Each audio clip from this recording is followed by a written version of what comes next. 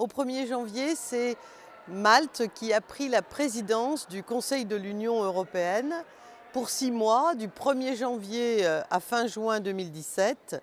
Malte, qui est une toute petite île, mais qui est un des États membres de l'Union européenne, qui va exercer pour la première fois l'expression de l'ensemble des membres du Conseil, que sont les gouvernements, à côté du Parlement qui lui représente dans son ensemble le peuple européen. Le Conseil, lui, représente les États membres. Et c'est Malte qui, pour la première fois, va exercer cette présidence.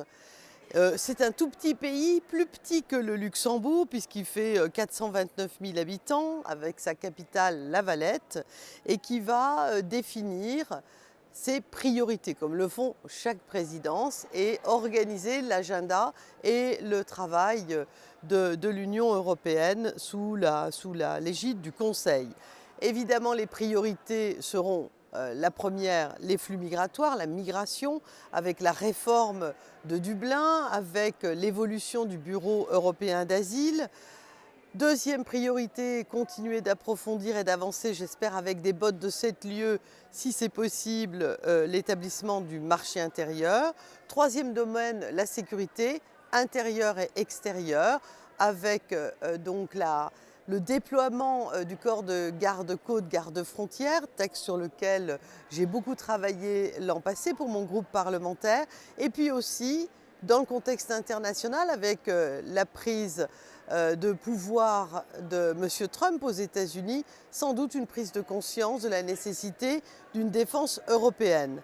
Dans les priorités de la présidence maltaise, il y aura 2 secteurs un peu plus singuliers, en tous les cas parmi les priorités traditionnelles. Le premier concernera le secteur maritime, parce qu'évidemment cette île a une économie qui est maritime. Et deuxième priorité et dernière, le voisinage de l'Europe.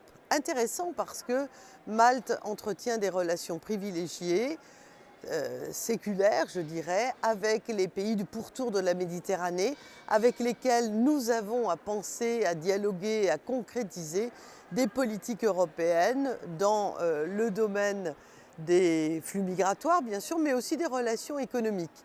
Les relations privilégiées que Malte entretient avec la Tunisie, avec la Libye, avec beaucoup d'autres pays du pourtour méditerranéen, constituent un atout incontestable pour cette présidence maltaise.